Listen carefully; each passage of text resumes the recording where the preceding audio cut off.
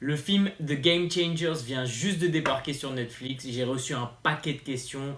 Alors, est-ce que les propos avancés sont exacts ou inexacts? On va voir ça ensemble. Allez, intro, boum.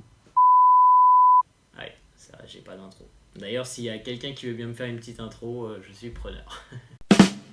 Bon, c'est le nouveau gros film Netflix, produit par James Cameron. Vous avez des producteurs exécutifs comme Jackie Chan, Arnold Schwarzenegger, donc l'icône du muscle, Lewis Hamilton et bien d'autres. Donc ça ramène énormément de monde, c'est pas étonnant. Tout le monde en parle sur les réseaux sociaux, ça va créer le débat. D'un côté, on va avoir le clan des vegans qui va dire que tout est parfait dans ce film.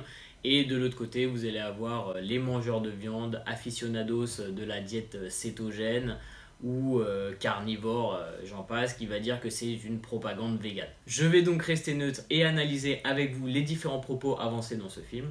Je suis absolument pas végane, bien au contraire, j'ai énormément de clients actuels et passés qui étaient véganes et avec qui on s'en est extrêmement bien sorti, que ce soit en l'optimisation de leur santé ou de leur performance. Je trouve que c'est une très bonne chose d'avoir ce genre de film si ça permet de faire évoluer les mentalités vis-à-vis de la cause animale. Bon, ça c'est dit. Passons maintenant à quelques points importants avant d'aborder le film. J'ai trouvé ça assez amusant qu'il démarre directement le film avec un disclaimer. Les déclarations exprimées dans ce film ne se substituent pas à un conseil médical professionnel.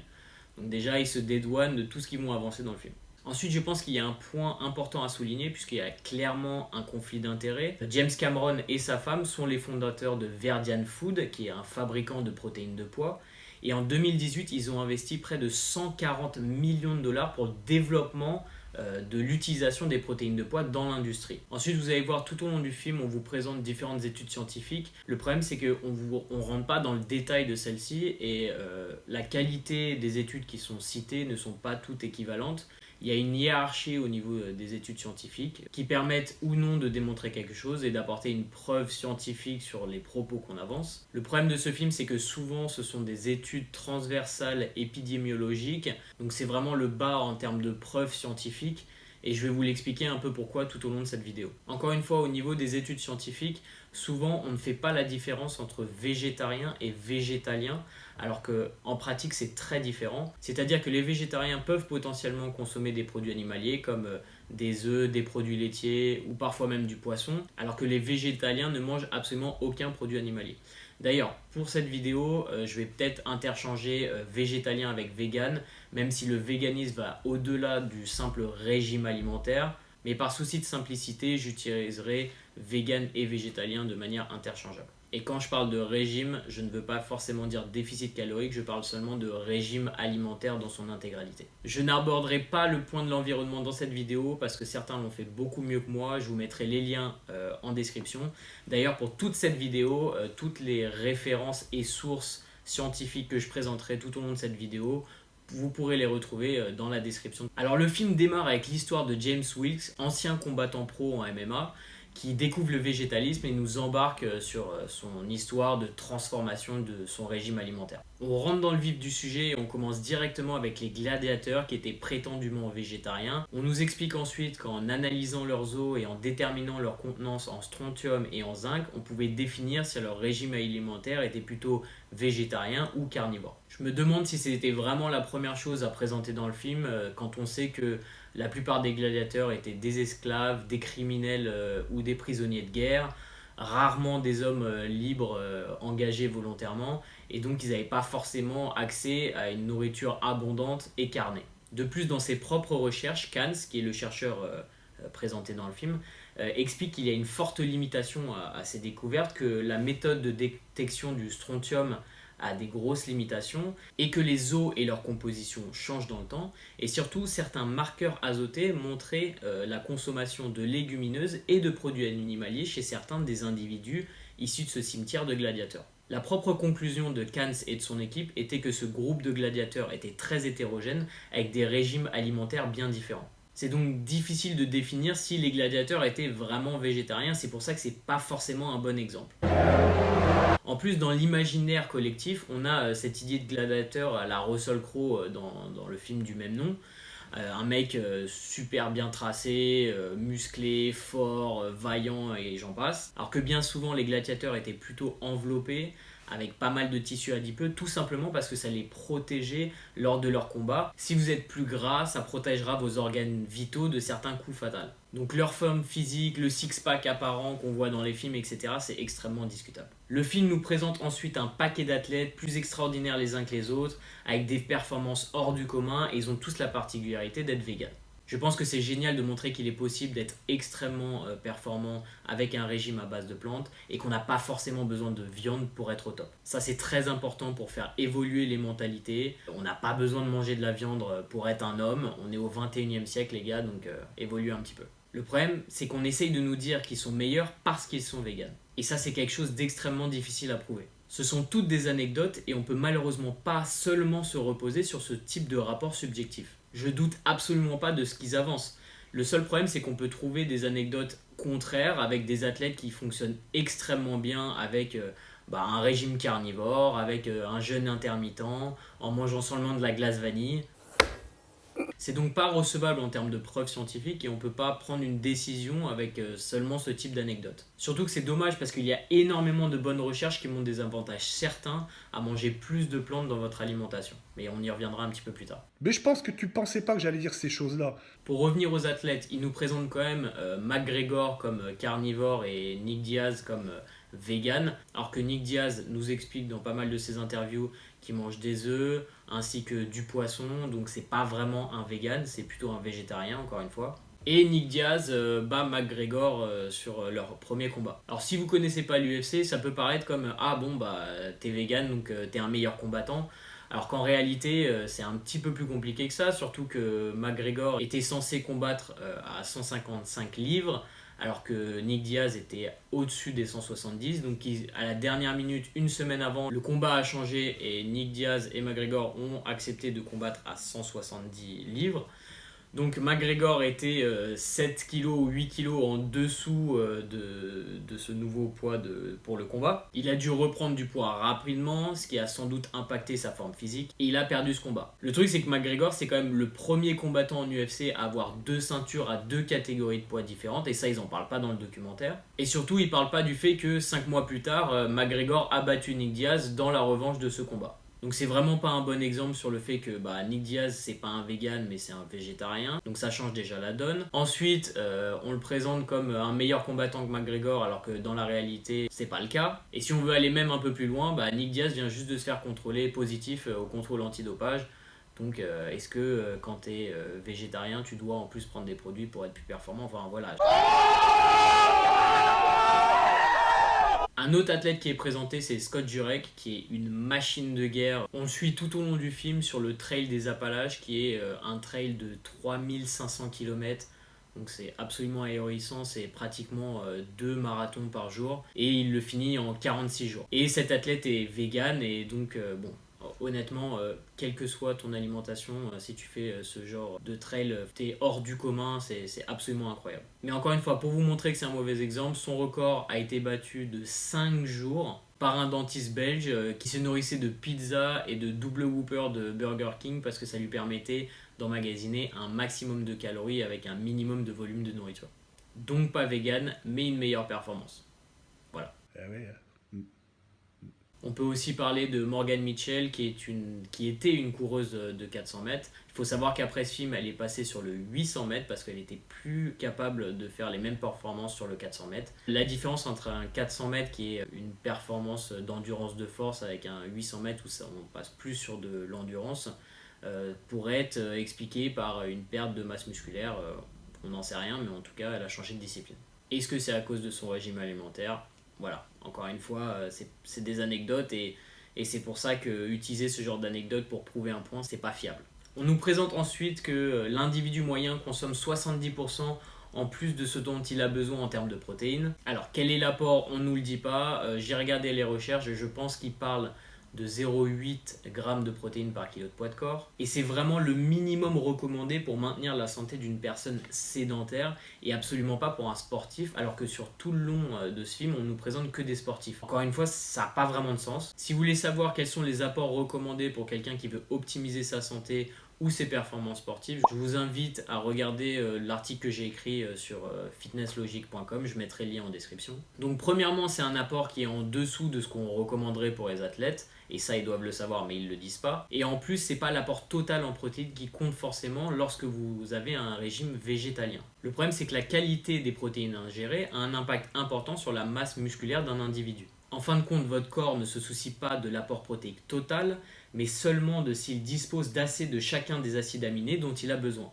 Donc même si l'apport total en protéines est le même, c'est ce qu'ils essayent de vous dire dans le film en comparant 200 grammes de lentilles cuites avec 85 grammes de bœuf, la qualité et le résultat en termes d'anabolisme n'est pas le même, et c'est ce que je vais essayer de vous expliquer. Les protéines végétales présentent plusieurs problèmes. Premièrement, elles sont plus faibles en BCAA, les acides aminés à chaîne ramifiée, et donc en leucine, environ 21% plus faible que les protéines d'origine végétale. L'apport en leucine est donc moins important, mais c'est en quelque sorte l'activateur de la synthèse protéique, c'est-à-dire la fabrication de nouvelles protéines et donc de muscles. Les protéines d'origine végétale sont également plus faibles en lysine et en acides aminés soufrés, comme la méthionine et la cystéine. Et donc si vous ne faites pas attention à votre apport en acides aminés et pas seulement en protéines totales, vous allez potentiellement manquer de certains de ces acides aminés. Deuxièmement, les régimes véganes et omnivores n'ont pas la même digestibilité en raison de la quantité élevée d'antinutriments contenus dans les plantes qui interfèrent avec la digestion et l'absorption des protéines, notamment les inhibiteurs de trypsine,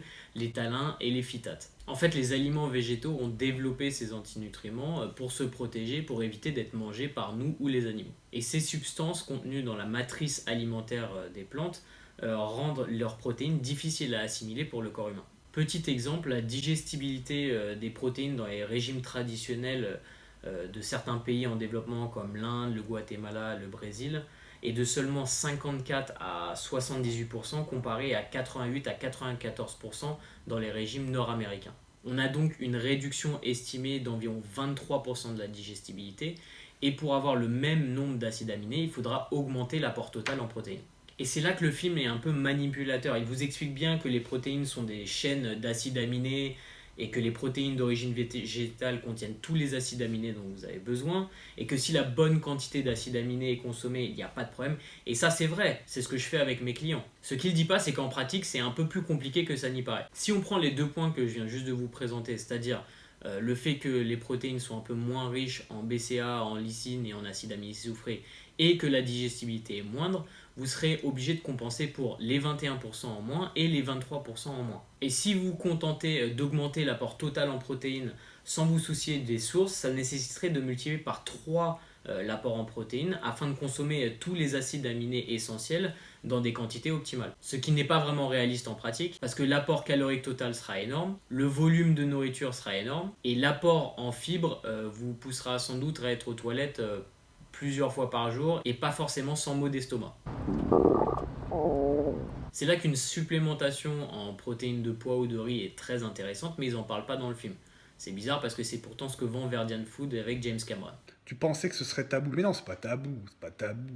Pour les protéines d'origine animale, je parle pas non plus de la créatine, de la carnitine et de la taurine, qui sont intéressants dans le cadre du développement musculaire et qui sont difficiles à retrouver dans les protéines d'origine végétale, ainsi que la vitamine B12, zinc et fer. Pour imager un peu mon propos et vous expliquer en quoi la qualité des protéines et donc l'apport en acides aminés est important, j'aimerais vous parler de l'étude de Campbell et Talley de 1999. Cette étude comparait 2 régimes différents avec une activité physique pendant 12 semaines. Donc le premier régime inclut de la viande et le deuxième régime est végétarien. Ce qui veut dire qu'ils ont quand même un apport en produits animaliers et donc sans doute les acides aminés dont ils ont besoin. Pourtant, avec un même apport en termes de calories et en termes de protéines, le premier groupe a pris 2 livres de muscles, donc c'est à peu près 1 kg de muscles, alors que le deuxième groupe a perdu 1 livre de muscle, donc à peu près 0,5 kg de muscle. Ça vous montre bien qu'en pratique, c'est pas aussi simple et que manger un régime équivalent en termes de quantité de protéines,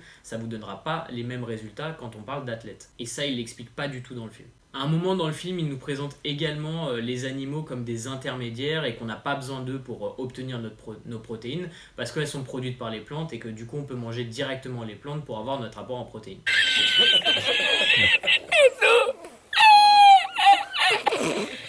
Alors je trouve ça amusant parce que si on pousse la réflexion un peu plus loin, on pourrait également dire que les plantes sont seulement un intermédiaire. No vea, a Sevilla. Parce que les plantes produisent des protéines ou plutôt fixent l'azote grâce à des bactéries fixatrices d'azote. Donc on pourrait se passer des plantes et manger directement les bactéries ou la terre pour produire nos propres protéines.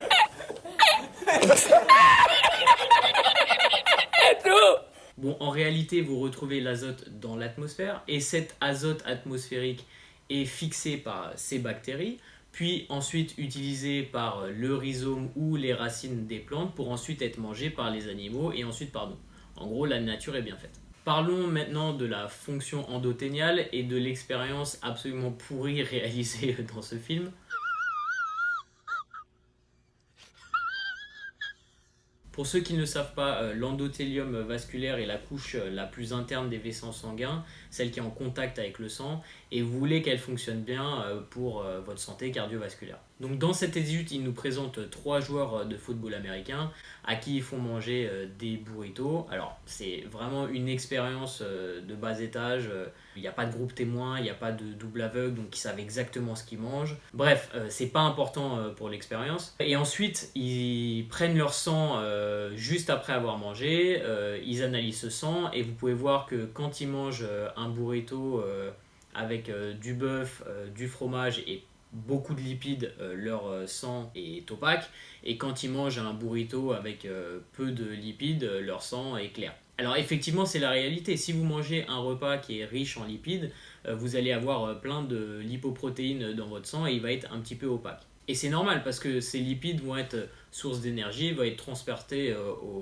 dans votre corps pour être utilisés a posteriori. Mais le but de cette expérience dans le film, c'est de faire peur aux gens en leur faisant penser qu'avoir un sang opaque, ça va créer des problèmes cardiovasculaires et des problèmes au niveau de leur fonction endothéniale. S'ils avaient fait la même chose avec énormément de lipides d'origine végétale, le résultat aurait sans doute été le même. Les recherches montrent que votre corps ne fait pas la différence entre un aliment d'origine animale ou végétale, et que c'est pas l'origine des aliments qui compte, mais plutôt les aliments eux-mêmes. Les recherches montrent que les huiles végétales transformées ont également un impact sur la fonction endothéliale. Mon problème avec ce genre de propos et le fait de choquer les gens, c'est de leur faire peur en leur faisant penser que les aliments d'origine végétale sont bons et que les produits animaliers sont mauvais. On sous-estime un peu l'intelligence des gens en leur expliquant pas pourquoi et comment pour qu'ils fassent ensuite leurs propres décisions. En gros, ils essayent de faire peur aux gens pour qu'ils mangent plus de plantes en passant à un régime végétalien, au lieu de leur expliquer pourquoi manger plus de plantes, c'est extrêmement bon pour la santé. Et c'est la même chose sur la deuxième expérience du film, même si le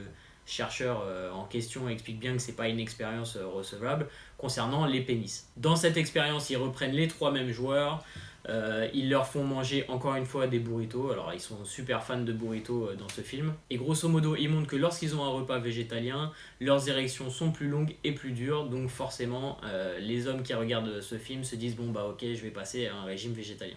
Alors le problème de cette expérience, comme je vous l'ai dit, c'est que c'est absolument pas recevable. Il n'y a pas de groupe témoin, les gens savent ce qu'ils mangent, donc il y a potentiellement un effet placebo, parce qu'on leur a déjà expliqué qu'est-ce qui allait se passer sur cette expérience. Deuxièmement, on leur place un engin sur leur pénis les 2 nuits. Alors la première nuit, comme par hasard, c'est la nuit du régime avec des produits animaliers. Donc la première fois que vous dormez avec un truc sur votre pénis, je pense que vous n'êtes pas très à l'aise, vous ne devez pas très bien dormir. Et la deuxième nuit, potentiellement, vous êtes habitué au fait d'avoir cet appareil sur votre pénis et vous dormez mieux et vos érections sont sans doute meilleures. Ça veut dire que potentiellement, les résultats auraient pu être inversés si la première nuit, ils avaient eu un régime végétalien et la deuxième nuit, un régime carnivore. Bref, c'est encore une fois absolument pas recevable, c'est seulement pour faire peur aux gens et les pousser vers un régime végétalien, au lieu de leur expliquer que manger plus de légumes et de fruits, c'est bénéfique en termes de santé, et c'est ça qu'ils devraient dire. Petite anecdote concernant les 3 joueurs de football américain présentés sur ces 2 expériences. Les 2 joueurs non véganes sont passés pro. Le joueur vegan a été blessé, a été transféré et maintenant ne joue plus au football américain à l'heure qu'il est. Est-ce que c'est à cause de son régime vegan ? Mais bizarrement, ils en parlent pas dans le film. Une des recherches citées qui m'a extrêmement embêté, c'est celle où on vous montre que un seul repas composé de viande peut causer une inflammation. Alors si on reprend la recherche citée, il faut savoir que dans la recherche, on compare un hamburger avec de l'avocat. Donc ils prennent 11 personnes et ils leur font manger dans un premier temps un hamburger et dans un deuxième temps un burger encore une fois avec un avocat. Au niveau des résultats, on n'a pas de différence au niveau du flux artériel, pas de différence en termes d'inflammation, sauf 4 heures après, vous avez une élévation de l'interleukine 6 dans le burger seul et pas dans le burger avec l'avocat. Et à partir de là, ils arrivent à vous dire que manger un repas composé de viande crée de l'inflammation. Alors que c'était une comparaison entre deux repas identiques sauf un où vous rajoutez de l'avocat. Donc est-ce que ça veut dire que rajouter de l'avocat vous permet de manger de la viande ou est-ce que c'est une bonne chose de rajouter de l'avocat quand vous mangez un burger? Bref, il y a plein de conclusions possibles, ça veut absolument rien dire. Surtout que je suis pro-avocat, donc si vous voulez en rajouter dans votre diète, faites-le. Encore une fois, c'est un fruit, c'est parfait. Donc vous pouvez voir que le problème c'est que les recherches citées sont vraiment sorties de leur contexte, on vous explique rien et on vous donne des conclusions comme ça alors que ça n'a vraiment pas de sens. Toutes les études citées sur le lien entre consommation de viande et maladies mortales sont encore une fois des études transversales épidémiologiques et corrélation ne veut pas dire causalité. Dans ces études, en fait, ça consiste à demander aux participants quels sont leurs problèmes de santé et surtout comment ils s'alimentent. Donc on vous donne une feuille, on vous dit ok, donnez-nous votre alimentation. Donc le mec il va dire je mange au McDo 2 fois par semaine. Et au niveau de la recherche, on va dire ok, cette personne a cette maladie-là et elle mange une fois au McDo, donc ça veut dire une portion de viande sur cette journée-là. Ça prend absolument pas en compte l'apport calorique total, le fait que la personne a une activité physique ou pas, si elle fume ou pas, le stress potentiel ou tout autre facteur pouvant contribuer à ces maladies. Encore une fois, ce ne sont pas des recherches qui sont contrôlées, ce sont des recherches d'observation transversales où finalement on se base sur ce qui nous est dit par les patients. Ce n'est pas quelque chose qu'on met en place pour voir si un certain facteur va influencer un effet. De la même manière, ils nous disent que le seul régime étant étudié et qui montre des effets positifs sur la santé cardiovasculaire est basé sur un régime végétarien. Et ils nous citent l'étude Ornish, qui est encore une fois complètement sortie de son contexte parce que déjà, les participants n'étaient pas végétaliens, mais végétariens. Donc, comme je vous l'ai expliqué plus tôt, ça incluait certains aliments d'origine animalier et sans doute les bons apports en termes d'acides aminés. Mais surtout, je vais vous résumer cette étude pour vous montrer pourquoi ça n'a pas de sens. Dans cette étude, les patients ont été assignés à un groupe expérimental où ils vont avoir un régime qui est faible en lipides, végétarien, mais ils vont également arrêter de fumer, ils vont avoir une gestion du stress, l'implémentation d'un entraînement et donc d'une activité physique. Et sur l'autre groupe, on va absolument rien changer. À la suite de l'étude, on vous montre que 82% des patients avaient une meilleure santé cardiovasculaire que ceux qui n'avaient rien fait. Alors, est-ce que vous pouvez conclure que c'est seulement à cause du fait qu'ils suivent un régime végétarien ou est-ce que vous pensez que potentiellement le fait d'arrêter de fumer, de gérer son stress, d'incorporer une activité physique a un impact sur leur santé cardiovasculaire? À mon avis, c'est multifacteur. Le fait de passer à un régime végétarien leur a fait sans doute consommer plus de végétaux, mais c'est pas parce que vous mangez de la viande que vous pouvez pas augmenter votre consommation de végétaux. Le fait d'arrêter de fumer forcément aura un impact considérable sur votre santé vasculaire et l'activité physique a été démontrée dans de nombreuses recherches comme fortement bénéfique. Donc à partir de cette recherche, dire que c'est seulement le fait d'être passé sur un régime végétarien qui a tout changé, c'est extrêmement simpliste. Bon, ensuite, dans le film, vous avez Dr Kim Williams qui déclare que lorsque vous mangez des produits d'origine animale, vous commencez à former des plaques dans vos artères et que ça entraîne des infarctus, etc. No, God! No, God, please, no! No! No! No! Alors encore une fois, c'est une déclaration sans justification scientifique ou physiologique. Vos artères ne font pas la différence entre un produit d'origine animale ou végétale. Et surtout, il y a plein de facteurs différents qui influent sur le risque d'athérosclérose. Nous avons évidemment une pression artérielle élevée, le diabète, l'obésité, le tabagisme, le fait d'avoir une activité physique ou non, etc. Et les études qui mettent en relation le fait de manger des produits animaliers avec les risques plus élevés de maladies cardiovasculaires ne prennent pas en compte tous ces facteurs. Et le plus souvent, les participants de ce genre d'études ont des régimes de type occidental, riche en fast-food, riche en aliments transformés, raffinés et en graisses pro-inflammatoires. Et ce qui est intéressant, c'est que les personnes qui suivent des régimes végétaliens avec le même type d'aliments de mauvaise qualité montrent dans les recherches les mêmes effets sur leur santé cardiovasculaire. Comme quoi, c'est pas seulement le fait d'avoir un régime végétalien qui va améliorer votre santé, c'est consommer des aliments entiers, non transformés et surtout énormément de végétaux. Donc on nous présente évidemment que les protéines d'origine animale sont dangereuses pour la santé, que c'est le lobby des élevages qui nous pousse à consommer de la viande. Le problème, c'est qu'ils critiquent ce qu'ils font eux-mêmes dans ce film.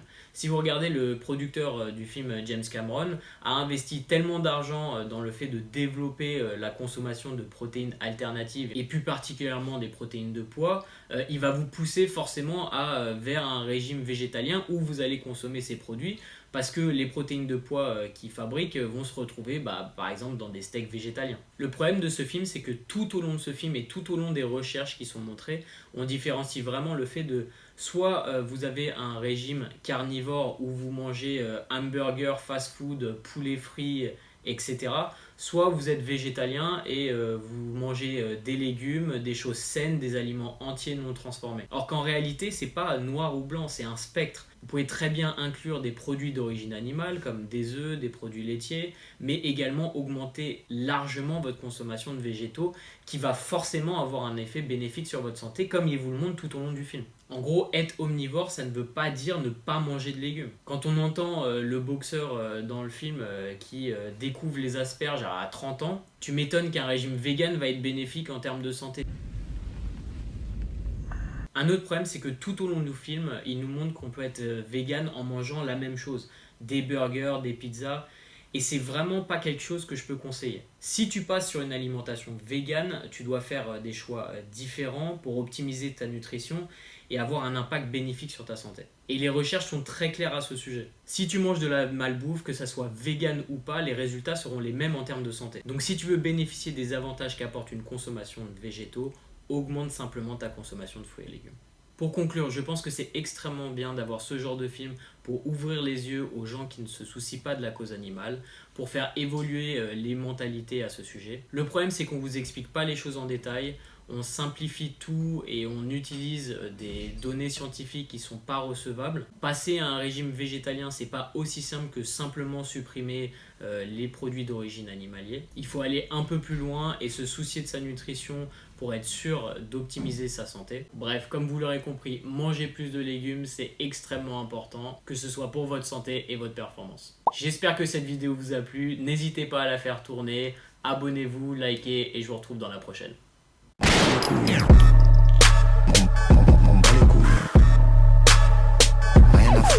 M'en bat les couilles.